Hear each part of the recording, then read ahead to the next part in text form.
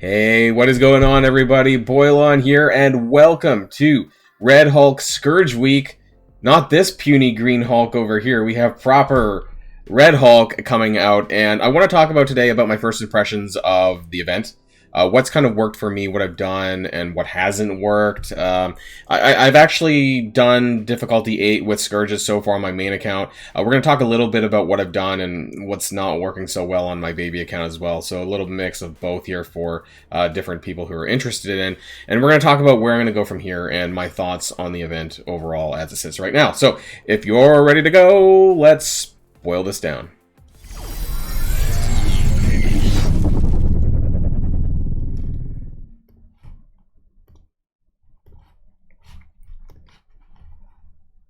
And I was trying to transition really quickly. There we are. Yeah, this is. I have two BlueStacks running simultaneously right now.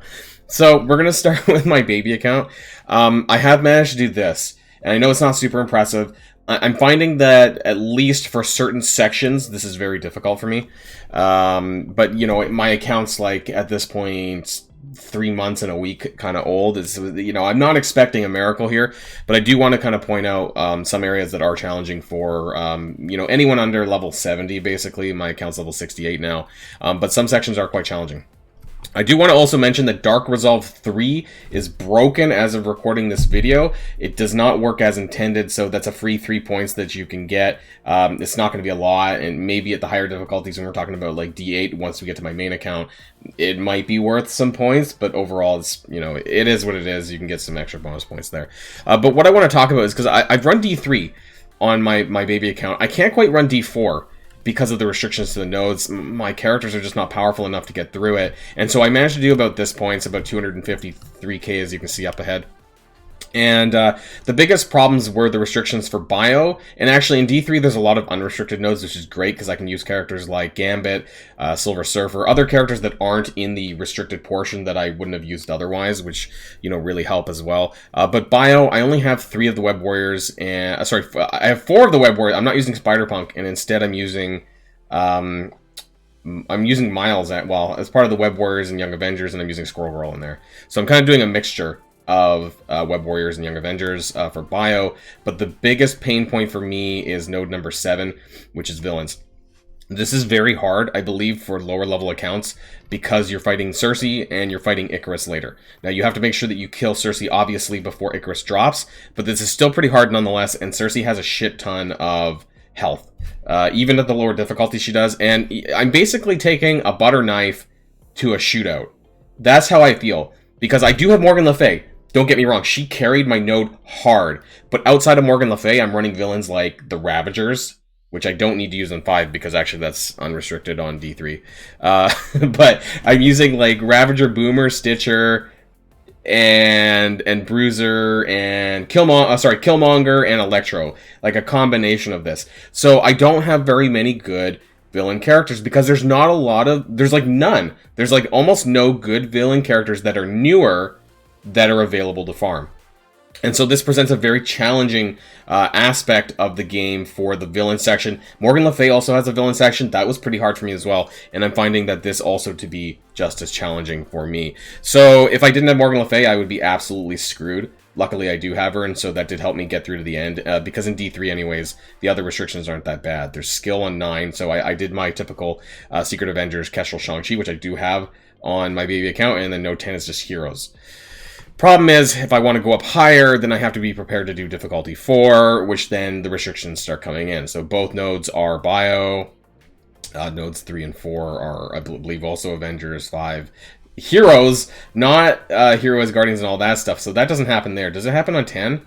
No, it doesn't. So there was actually no restrictions until D5, which is great, but the problem is just my characters, again, the same pain points. So node number 7, and then I would have to do node number 8, or sorry, node number 6, because that's also restricted to villains. I don't think I could do 2 villain nodes in a row, because other than Morgan Le Fay, my characters are crap, and I don't think my bio, I tried this, D4 even just without Scourges, was not able to do it. So that was a bit challenging. So these are, for me anyways, for my account, a bit of a pain point. I think the villain section is still challenging for basically people who are not veterans. You know, I don't have Abomination. I don't have any good solid villains that I can use alongside Morgan Le Fay yet. So that's just my experiences so far. As far as Scourges that I did run, though, on D3, in case people are wanting to replicate that, I did not use Dark Resolve, but now I found out that it's busted. But if you go down... Yeah, my head's in the way. Stay Down, which is the revive once. This absolutely has no relevance for newer accounts or anything like that because you don't have Dormammu. So you do use that for a free 30 points. It's very easy. I used When It Rains. When a positive effect is applied to an enemy character, you get so +1 turns, but it really doesn't make a huge difference in my opinion. You're either just going to flat out kill the enemy or you're just going to ignore it and you can kill them anyways. And so you get 23 points out of that. I did use the Fortifier one for 20. What's interesting about this one, and I'll talk about this more when we talk about my main, is that this actually benefits you as well as them. So if you have any Fortifier characters, which I realize almost nobody runs the Fortifier ISO, it does actually work for you. So if you're trying to push higher points, you want to change some of your characters to Fortifier, you could, and it will benefit you. Otherwise, it does benefit them a lot, because some of this is intentionally done for the enemy side, I believe, because there's some characters like, say, Sunfire, who is a Fortifier, and he does spread this when he uses as an ultimate, so it's a bit of a pain in the ass. Use Power Fatigue for the special abilities +1 energy, and also the ultimate version. And then weakened player characters' healing is reduced by 20% for 15. I don't find that to be too bad. And yeah, I did Power Fatigue 1 as well. 10 points for that. I don't know if I did too much of the other one. Oh, I used Gloating, but I probably should not have done this for my baby account. Now, on your main account, this is perfectly fine to do. However, it does ruin sack runs if you're trying to do burner team runs. Not a good idea, because they're going to be getting ability energy. For 5 points, it's not a huge deal. If you're not doing any burning, then you do run that. But if you think that you're really pushing higher points for like D8 or something on your main account, don't run Gloating. It's probably not worth it. And like I said, Dark Resolve is busted. So that's just my experience for my baby account. Let's talk about my main account. So this is what I've done. So far, I have my best run at 1.79 million, and I know that's not as high as some of the people out there. It's definitely, I'm no Dorky Dad, I'm no Tadano Mac, you know, so any of the stuff that I say in this video is not going to be done from the perspective of, you know, that high up there. I'm a pretty middle of the road kind of player. You know, I have a good TCP, but I'm not super hardcore. I don't spend money really on new characters, so I don't have the latest shiny things at a very high star level. So I just want to put that out there, you know, now so that people are aware, maybe if you're new to my channel and you don't really understand where I'm coming from. So where am I right now, though? Apparently I'm 1551. Last night, of course, I was like 600, but I honestly, I'll say this right now, I don't care if I get a 6-star Red Hulk. Previously, I did get a 6-star Rogue. I had a 6-star Morgan Le Fay on the first pass. I don't know, and I don't really care if I get a 6-star Red Hulk or not. Reason being is because I don't even have a 6-red Rogue yet, so I think the likelihood of me getting a 6-red Red Hulk from the store, buying the credits for that, I just don't have enough, so it's unlikely, so I don't think I'm going to need it right away. So as long as I can get that 5-5, which I think I will be able to do, because I think it's like 1,200 or 13 Dark Promotion credits for that 5th purchase, I'll be able to get that. So as long as I'm landing in the top 6%, which is where you need to get if you're aiming for a 5-star. You do need this top 2,500, I'm pretty sure, if you want to get a 6-star, but if you're looking just for the 5-star, you want to get that top 5 to 6%. That's 150 shards, plus the 100 from the milestone, plus the 60 here. That nets 310 shards, so 5-star, with a 4 red. So bare minimum 5 stars here at 5 to 6%, and you get a little bit extra shards for being up there. So we'll see what I end up landing. I'll probably do some more Scourges, of course, but I'm not going to, like, break my head against the wall on this if I care. You know, it's just, I'm not going to build my teams more than I already have at this stage. And so what Scourges did I run for this, though? Stay Down, again. You know, I do have Dormammu on this account, but Dormammu is so strong that, honestly, the revive part of his kit didn't really make that much of a difference when you're running the villains, because there's so many good characters that you can use. Morgan Le Fay, Dormammu, Omega Red, Agatha. Actually, I used the 3 Darkhold. I used Agatha, Strange, and Morgan, and then Dormammu, and I think it was Omega Red standalone, and I did really, really well there. I did use Energy Absorption. This can be a challenging one. The reason why I added this is because I was going for like what I call a Scorched Earth style of clearing. I was able to clear the nodes very quickly. AoE damage and stuff like that, their hit points is pretty low.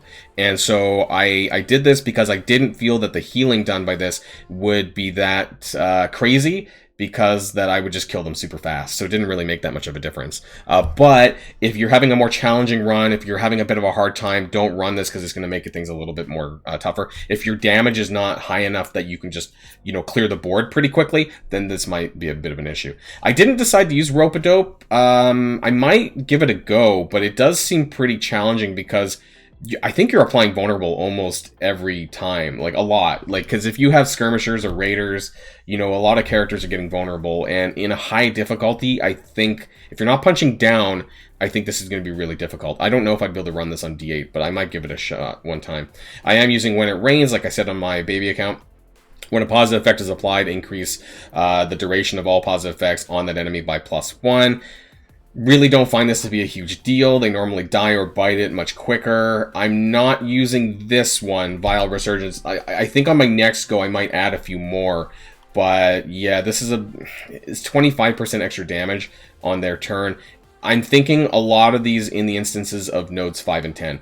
I found nodes 5 and 10, I found nodes 10 quite challenging with the Bionic Avengers. There was a lot of at least at difficulty 8, there was a lot of RNG involved there for me about Thor. And it really was all about Thor, and I can't really stress that enough, that really having a high Thor is what's going to get you through this on those nodes.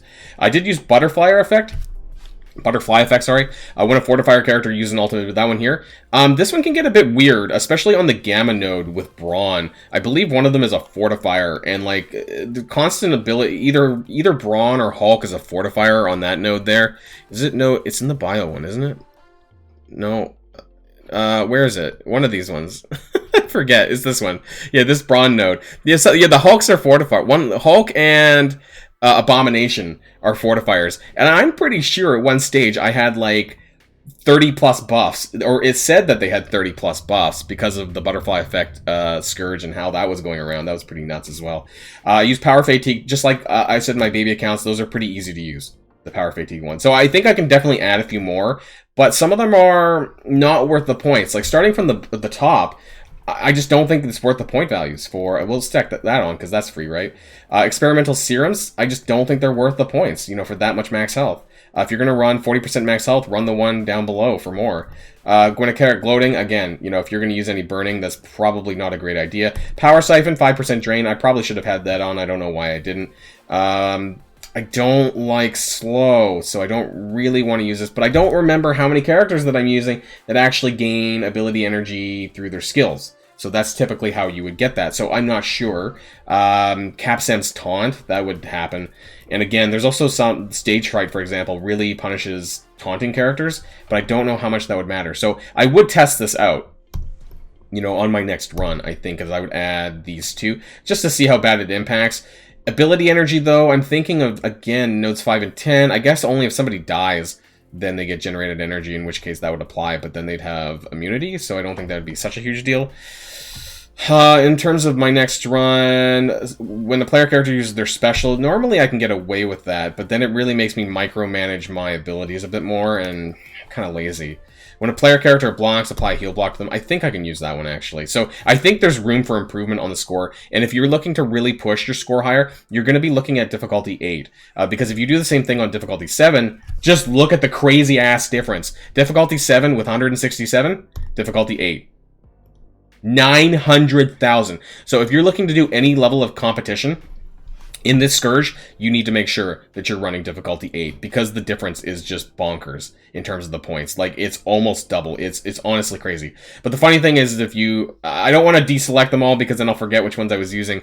But if you were to go to difficulty 9 and 10, look how the points just level out. It's like not even worth running. So everyone who is competing is almost running difficulty 8, because the scaling of the points in difficulty 9 and 10 is pointless. People in Famine were running previously like difficulty 9 and 10, like a base run, and that's how they got their points, and this is why that points was kind of leveled out. So the last thing I want to talk about is my characters and sort of the power levels that I used for them to get through it. In case you're wondering, how did Boilon get to 1.8 million or 2 million when he guessed that? Hopefully, I want to talk about that. So first of all, we're going to start off with the bio lane, and my characters, interestingly, I actually managed to use my symbiotes for Node 2. That was for my first run, though. Now, for my second run, which was the one you just saw, I actually used Gamma entirely. on both nodes, and they crushed it. So we had Red Hulk here. My She-Hulk is at 155k. Hulk is G16 at 177k. And I use Brawn, who's also tier 16 at 142k. Now, I don't have Abomination unlocked because I'm saving my orbs to do some crazy video at the end of the month, but I did use Invisible Woman as a 5th character, and I still crushed it. She was a little bit squishy, but once I got taunts up on the other characters, it was really good, and of course, if she gets hit, then She-Hulk gets charges as well, so that was really nice. There's some synergy between Invisible Woman and She-Hulk a little bit.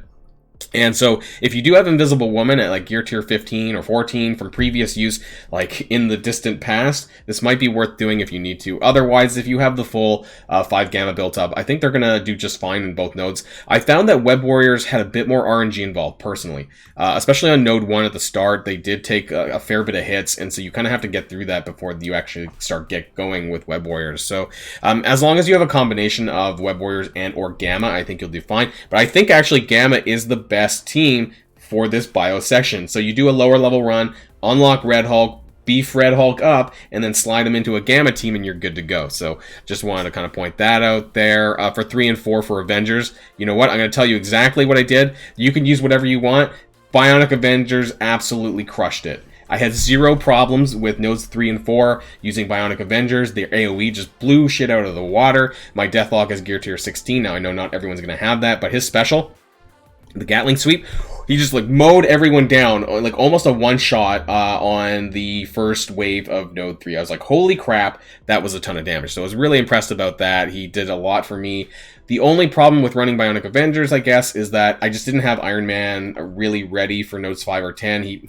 I did use him as a sack team on node 10, but he was about half health and his cooldowns were wonky, and so I wasn't paying too close attention to that. So if you are using Bionic Avengers and you want to pull in Iron Man in nodes 5 or 10, be careful about that. That's all I'm saying. But otherwise, you could use Young Avengers. I've had people tell me that Young Avengers is just fine, but I also haven't used them personally in that area. But, you know, mine are quite high. I just never needed to pull them in, that's all. And of course, for nodes 5 and 10, I did use my hero as Guardians, and I want to say that Thor was the main man. Thor was the one carrying the damage on this, and he did a lot. His passives triggered quite frequently, and he just blew everything out of the water. Where I did have some problems, like I mentioned earlier on, was node number 10. I did clear that by using a sack team, and then I brought in 4 Asgardians plus the Hulk, because Hulk still survived from my previous bio nodes because he was full health. So I brought him in alongside Thor to taunt, and because he would get the passives triggered off of when Hulk would get hit. And so that really helped me a lot. I basically used Thor, Mighty Thor Valkyrie, and Sif, actually, and Hulk. And I eliminated Heimdall. I didn't use him in node 10, and I just tried to push out as much damage as possible. Having Mighty Thor flip those buffs on node number 10 on the Bionic Avengers and Power Armor was very critical for that. So just wanted to let you know about that one. And 6 and 7, that's villains. Like I said, not super hard for veterans, but very difficult for new players. The choices available for veteran players are a lot. Morgan Le Fay, like I said, Darkhold, you have Omega Red, Dormammu, Doctor Doom, even Lady Deathstrike, Doc Ock perhaps, and you know there's a lot of easy options for veterans, but other than that, very challenging for new players. And then finally we have the skill. Not much to talk about. You guys know where I'm headed for this one, and I mentioned this before. And this is going to be your Doom Raid team. This is going to be your Secret Avengers, Shang-Chi, and Kestrel, who I all have a tier 16. So I know not everyone's going to, but this is what I had, at least as far as difficulty 8 with high Scourges go. Now for difficulty 7, of course, you could probably do this for much less. They have really low hit points, and that's what I really want to stress, is that the enemies on these nodes, typically comparably to, like, say, Pestilence, have very low hit points. And it's very easy to just smash through them with a couple of ults, and they're dead. And I found it easy on that side of things, but for me to get, like, a perfect run or to get a higher score, it's going to be, I think, about clearing that node number 10 and making sure I can get that, because that's going to be the most challenging thing for me to get a higher score. Do I want to upgrade my Asgardians further? I don't think so, because I just personally don't want to put any more gold or resources into them than I already have, and I want to see if I can get a little bit better than what I have, but I don't want to spend more gold or resources. I may take Thor to level 90 because I think that he's carrying the team, and a lot of it is about Thor, but aside from that, I really don't want to invest any more than I already have, which I feel is quite a bit, and I just want to kind of, you know, hold on, save my resources for the things that are upcoming with Spider Weaver and the Death team next patch, and, you know, making sure I have enough gold for these characters and all the stuff I need for them. So that's the end of this kind of recap, first impressions of the War Scourge. Let me know what you think of the War Scourge. How is it running for you? Where's your pain points for your nodes? And love to know all that in the comments down below. So till next time, stay safe and healthy, and I'll see you all later. Boilon signing out.